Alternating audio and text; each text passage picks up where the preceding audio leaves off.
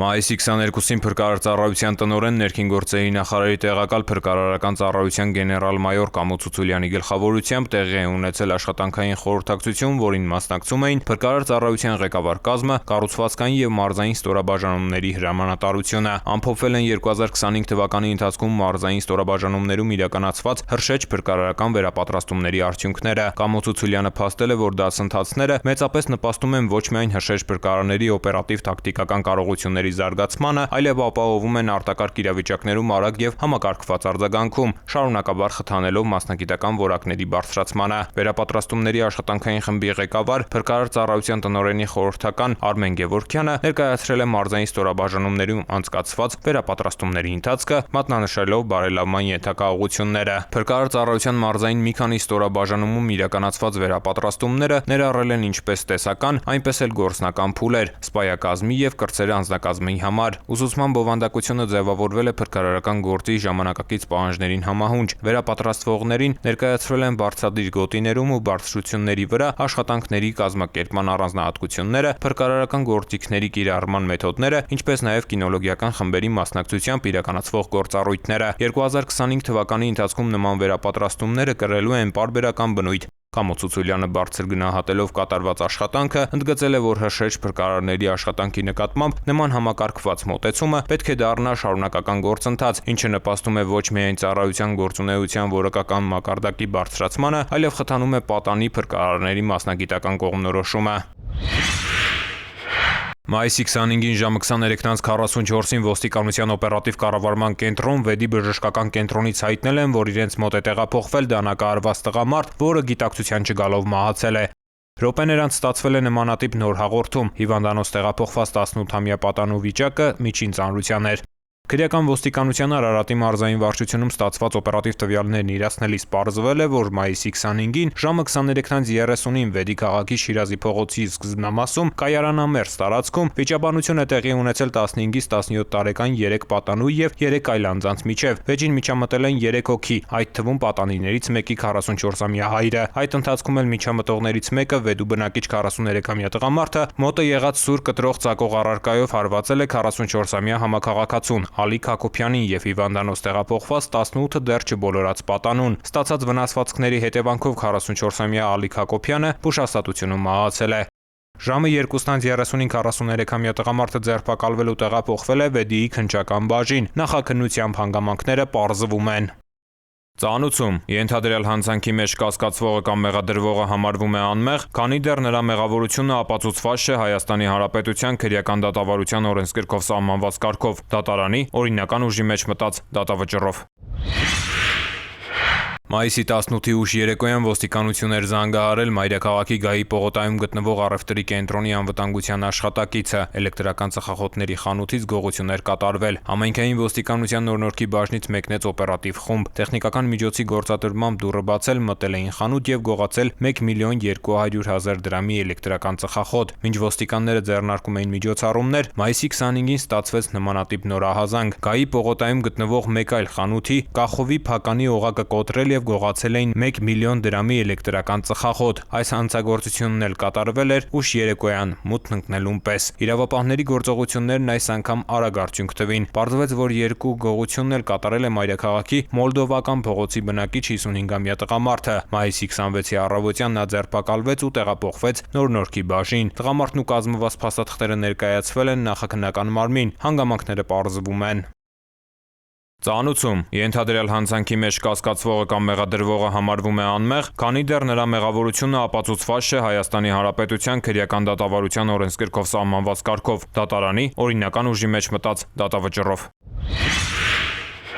Մայիսի 19-ից 26-ը Մայրաքաղաքում իրականացված ծառայության ընթացքում Երևանի պարեկները հայտնաբերել են ճանապարհային երթևեկության կանոնների 4565 խախտում, պահպանվող հատուկ տարածք է տեղափոխվել 228 ավտոմեքենա, մասնավորապես հայտնաբերվել է ոչ ցավ վիճակում մեքենա վարող 132, առանց վարորդական իրավունքի վկայականի 306 անձ, հայտնաբերվել է հաշվառման համարնիշի հետ կապված 38, չամրակապված վարելու 754, առանց մանկական նստատեղի քարսիթի 2, վարելու ընթացքում ծխելու 347, 57, բարելի հեռախոսից օգտվելու 273, հետիոտնի, որ սահմանված վայրով անցնելու 54 եւ 1950 այլ իրավախախտում, 125 ավտոմեքենա շահագործվել է առանց ԱՊԱ պայմանագրի, 304-ը տեխնիկական զրնություն չանցած, 45-ը լուսարձակների անսարքությամբ, 64-ը թաղանթապատված դիմապակիով եւ կողային ապակիներով։ Բացի այդ, տարբեր կասկածանքներով ձերբակալվելու համայնքային ոստիկանության բաժիններ է տարվել 66 անձ։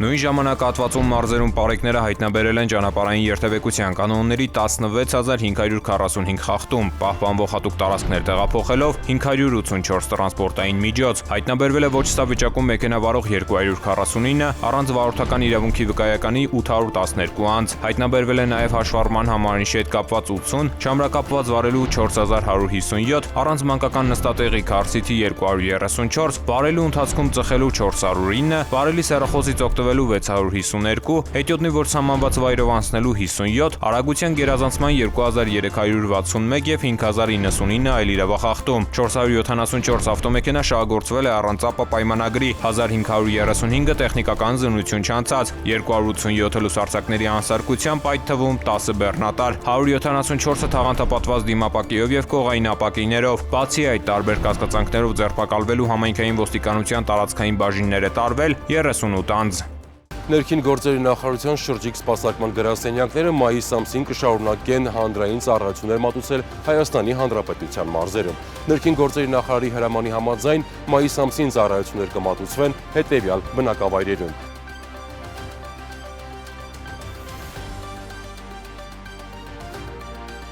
Շրջիկ սպասարկման շրջանակում քաղաքացիները կարող են փոխանակել անձնագիրը, ստանալ ժամանակավոր պաշտպանության վկայական, տեղեկանքներ, իսկ Լեռնային Ղարաբաղից տեղահանված անձինք Հայաստանի Հանրապետության քաղաքացիություն ստանալու համար կարող են տեղում դիմումներ ներկայացնել։ Վարորդական իրավունքի ու սեփականության վկայականների, հաշվառման վկայագրի փոխանակման կամ կորստի դեպքում քաղաքացիները մոտենալով շրջիկ գրասենյակ կարող են նորը ստանալ օգտվել նաև հաշվառման քննական բաժինների կողմից մատուցվող այլ ծառայություններից։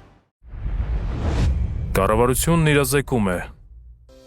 Հարգելի քաղաքացիներ, հունիսի 1-ից սեպտեմբերի 30-ը հանրապետության տարածքում համարվում է հրդեհավտանգ ժամանակաշրջան։ Կարևոր է այդ ընթացքում հատուկ ուշադրություն դարձնել հրդեհների կանխարգելմանը եւ բնակչության շրջանում բացատրական աշխատանքներին։ Անտառային եւ բուսածածկ տարածքներում հրդեհներից խուսափելու համար արգելվում է չնախատեսված տեղերում վառել խարույկ, նետել այրվող լուծկի, չմարվող ծխախոտի մնացորդ, վառելիքով լիցքավորված ավտոմեքենաների շրջակայքում ծխել եւ օգտվել բաց կրակից, այրել չոր խոտ կամ խոզան, արևով լուսավորվող բացատներում թողնել շշեր, ապակու կտորներ, քանի որ դրանք կարող են ֆոկուսացնել ճառագայթները, վերածվելով հրկիզող ոսպնյակների։ Հարգելի քաղաքացիներ, հրդեհի փոքր օջախի հայտնաբերման դեպքում փորձեք հանգցնել այն, օգտագործելով կրակմարիչներ, բահեր կամ ծառերի ճյուղերի կապուկ, թացակուստ, ամուր կտոր։ Պետք է համոզվել, որ կրակը մարվել է եւ կրկին բորբոքման սպառնալիք չկա։ Պահպանելով հրդեհային անվտանգության կանոնները դուք կօգնեք հրշեջներին, գիտակցելով, որ չնայած նրանց 24-ժամյա անձնվիրաբար ծառայությանը,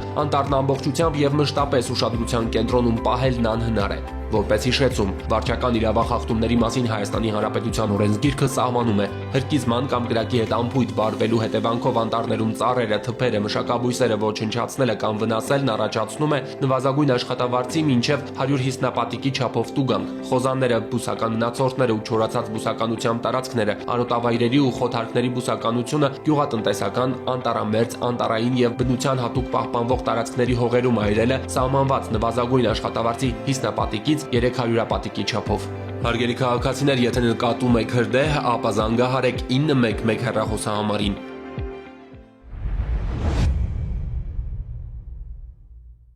Հարգելի քաղաքացիներ, roadpolice.am համակարգում էլեկտրոնային ծանուցումը ակտիվացնելու դեպքում տեսալուսանկարահանող սարքերով արձանագրված տուգանքի գումարը կարող եք վճարել 20%-ով պակաս։ Կարևոր է իմանալ, որ 20% բոնուսային բաղադրիչի կիրառման էլեկտրոնային ծանուցման եղանակը չի փոխարինում SMS ծանուցմանը։ Տեսալուսանկարահանող սարքերով արձանագրված խախտումներով, եթե օրինակ պետք է նշանակվեր 10,000 դրամ տուգանք, ապա ծանուցումն էլեկտրոնային եղանակով ստանալու դեպքում կկիրառվի բոնուսային նվազեցում եւ տուգանքի չափը կկազմի 8000 դրամ։ Օգտվեք թվային լուծումներից եւ վճարեք 20%-ով պակաս։